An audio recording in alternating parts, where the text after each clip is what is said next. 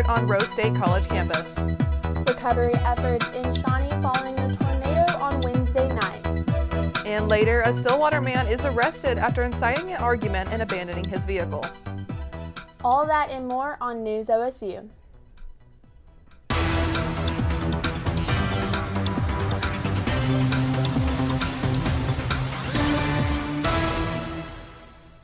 This is News OSU for Tuesday, April 25th. We are glad to have you with us. I'm Melissa Sanchez.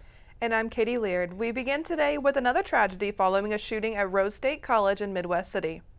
A suspect is in custody and another is dead following the shooting on Monday. Police said a domestic situation between a male suspect and a male victim escalated to a shooting near the admin building. Midwest City Police Chief Sid Porter said that the department already had officers on campus, and they responded immediately after receiving reports of a shooting. They confronted the armed suspect and ordered him to drop the weapon. The victim was pronounced dead at the scene. The public community college originally said there was, quote, an active shooter situation, which authorities later refuted, calling it an isolated incident. Porter said that the situation has been contained. Information about the victim and the shooter has not been released. People across parts of central Oklahoma are cleaning up after storms caused widespread damage Wednesday night. At least 8 tornadoes reportedly touched down, leaving 3 people dead. The worst of the damage in towns of Cole and Shawnee, where the National Weather Service confirmed an EF2 tornado touched down. Overall, there were at least 15 reported tornadoes across Oklahoma, Kansas, and Iowa. In addition, huge hail, some the size of softballs, was reported in other areas from Illinois to Texas. Cole was hit significantly with major damage to infrastructure and downed power lines. Due to the storm damage, Oklahoma State Highway 74 to State Highway 76 was closed, according to the McLean County Sheriff's Office. Officials say there are injuries, but how many people are affected is still unknown. The Cole tornado was rated an EF3 by the National Weather Service and carved an 11-mile-long path of destruction through McLean County. But you could hear it as the tornado got closer to us, and the whole house shook, and the windows and everything, and of course the kids were scared, but everything was just, you could hear the winds and your ears popping. It was scary. This storm system continued its move eastward, producing more severe weather outbreaks with tornadoes, hail, and extreme straight-line winds. The system moved into the southeast over the weekend and stretched from the Carolinas down to Georgia. In a continuing story, on Wednesday last week, McCurtain County Commissioner Mark Jennings stepped down from his position after he was allegedly heard on a recording of local officials that included remarks about lynching black people and murdering local reporters. I'm gonna tell you something. If it was back in the day, when Alan Marshall take a damn blackjack, whoop their and throw them in the cell, I'd run for chair. Yeah, well, it's not like that no more. I know. Take them down here on Mud Creek and hang them up with the damn rope. Yeah. But you can't do And the that. thing about it is, They got more rights than we got. what goes around goes around. It will. I told you it will. Yeah. I know where 2 big deep holes are here. We need them. I got an excavator. And these are already pre-dug. Governor Kevin Stitt had called for the commissioner's resignation as well as several other county officials, including the sheriff, who were also allegedly heard on the tape. Stitt called on Attorney General Gentner Drummond Friday to hold the McCurtain County Sheriff accountable by investigating complaints of officials' misconduct against Sheriff Clardy and seeking to have him removed from office. On top of Governor Stitt's call for removal, the NAACP also officially announced that it is calling for the resignation of all 3 county officials alleged to have been making racist comments in the recording. Oklahoma State Conference NAACP President Anthony Douglas says if all those involved do not resign, the organization will ask Oklahoma State legislators to defund McCurtain County government offices, including the sheriff's office. These announcements also came just days before a Tulsa widow filed a lawsuit against several McCurtain County leaders and staff in connection to her husband's death just last year. The lawsuit is for the death of Bobby Barrick from more than a year ago when he was in the custody of McCurtain County Sheriff's Office after an incident at a convenience store, according to court documents. The McCurtain Gazette obtained a body camera video and published the video in the paper's Thursday's issue, showing part of what led up to Barrick's death. The video shows Barrick in a patrol car repeatedly screaming that he is going to be killed. The video abruptly ends following some kind of scuffle. The lawsuit claims that unreasonable force that's not seen in the clip released was the cause of Barrick's death. This lawsuit is just one in a number of investigations going on in McCurtain County. The FBI and Attorney General's office are investigating the audio recording published by the McCurtain Gazette. In more local news, a bizarre altercation led Stillwater police to arresting a man in the ditch next to the Burger King on Perkins Road. Brody Myers has the details.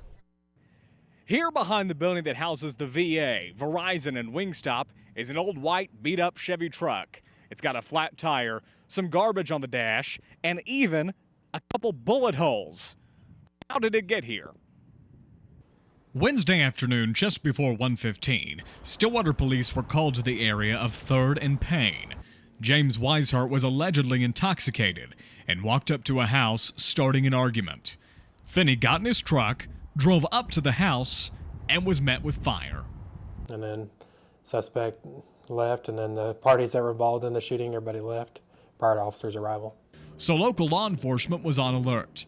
One of the people involved ran toward nearby Highland Park Elementary School. SPS implemented their secure action protocols, and in a statement to News OSU, the district said, quote, "Following the action implementation, school administration notified parents and students of the secure status. School and district administration stayed in communication with Stillwater Police Department to ensure student safety." All the while, the suspect was still on the loose until witnesses saw suspicious activities by Wingstop. Somebody called in and said, hey, there's a white Chevy pickup. It's kind of suspicious. The guy pulled up and parked on the side of the bank. He was actually right behind Wingstop. And he kind of wasn't even in a parking space. He left the truck running and then took off on foot. Deputies with the Payne County Sheriff's Office were finally able to arrest Weishart in the drainage ditch next to Burger King. And an investigation is ongoing. Charges are pending. I'm Brody Myers in Stillwater, News OSU. OSU's Department of Wellness offers multiple opportunities for students to get active and have fun. Yoga in the Garden is one of the many fitness programs available to the OSU community that promotes health and wellness. The practice supports balance, flexibility, and even stress management. Yoga can stimulate the nervous system through motions and breathing techniques. If you have any kind of problems with anxiety or depression, it's great for that. It can elevate your mood and it can calm you down. Just knowing what to do, though. There's different practices for those two mental states. And then physically, it's good for almost all systems of the body. Respiratory, digestion, circulation, respiration. To learn more about yoga or other courses offered, you can visit wellness.okstate.edu. For the 12th year, the Department of Design and Merchandising and the College of Education and Human Sciences have presented the Euphoria Fashion Show. News OSU's Alyssa Sanchez has the story.